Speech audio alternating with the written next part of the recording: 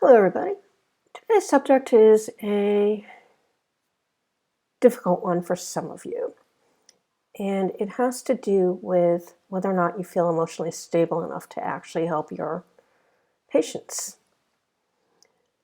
I bring this up because there was a time when I was working in a supported housing program with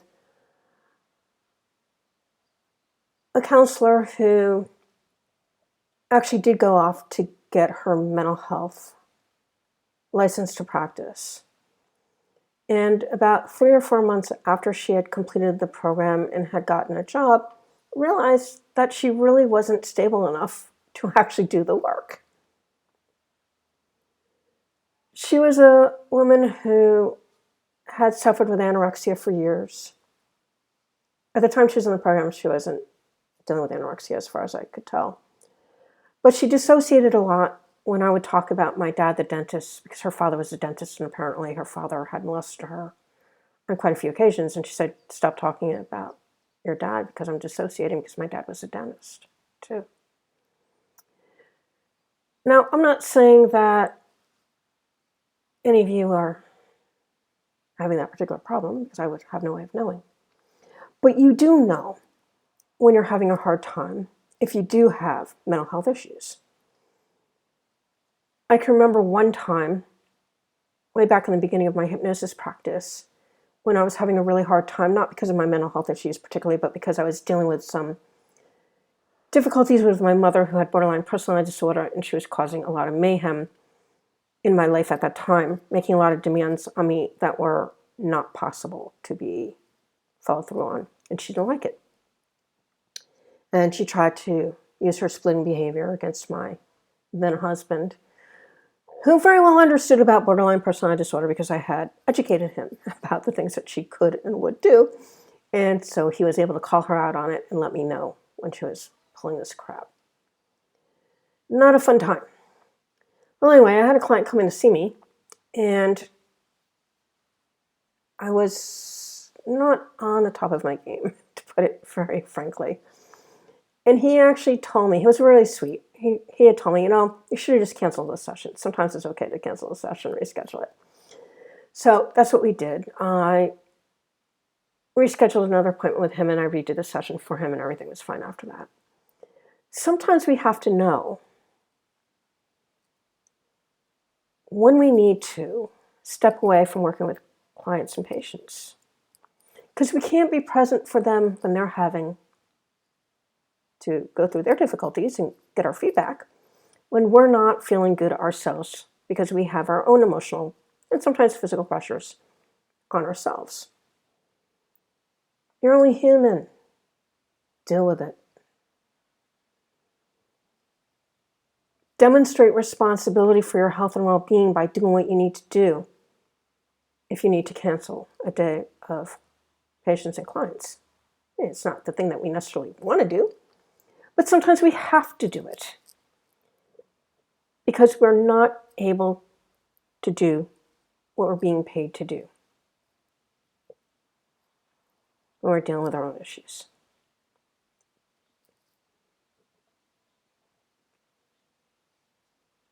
There are times when we can be there.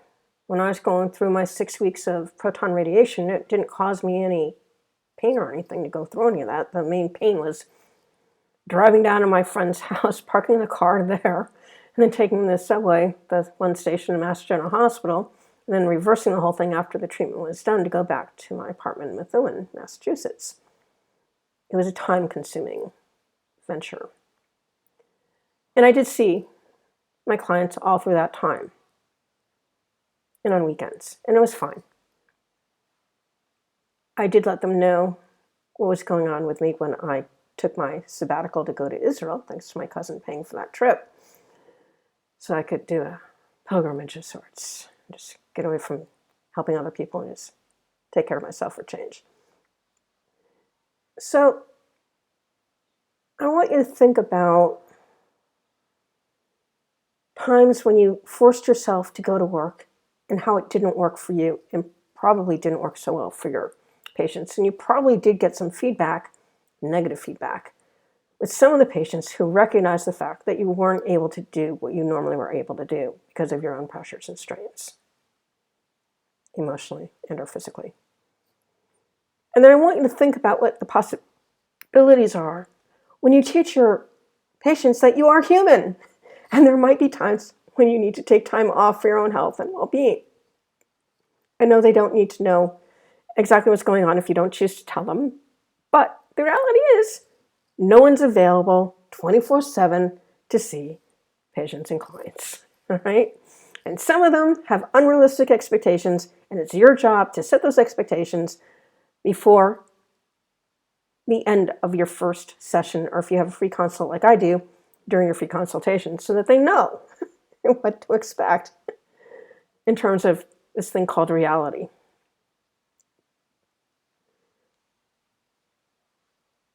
If you have problems with setting boundaries with your patients, that's something that needs help. And I do offer a 2-day VIP program where I teach hypnosis and neurolinguistic programming.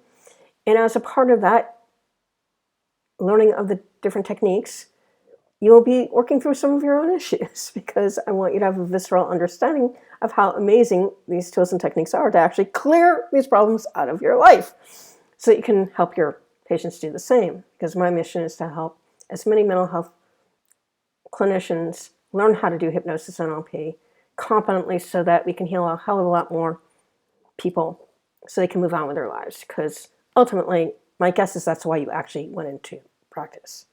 Not to just manage them, keep on medications and all the rest of that bullshit that is too often the world of conventional mental health, from my experience of working in that business before I entered hypnotism and neurolinguistic programming. I also offer sessions. It's actually programs. I don't sell sessions particularly. I sell programs to help people to overcome their emotional traumas, overcome procrastination, whatever those things are human beings need to overcome in order to be able to work the best that they know how. And if you're interested in either of those programs, by all means, I will have my contact information below in the description, so you know how to contact me, and we'll set up a video call so that you can get more information, see if that's something you'd like to go forward with. It's all done online, and it's actually a lot of fun to do the work in this fashion. And I certainly do love providing training. I'll do one training a week max, and probably only 35 of them for the years, because I have to do the mentoring part of it so that people actually learn how to apply it correctly with their patients as they're learning how to do these processes. It's the one way that I was able to actually learn how to apply these tools and techniques in such a fashion that my most challenging of clients were able to let go of their problems once and for all. A great gift to the greater world, in my estimation. That's all I have for you for today. As always, I thank you for spending your time with me. Till next time. Bye-bye, all.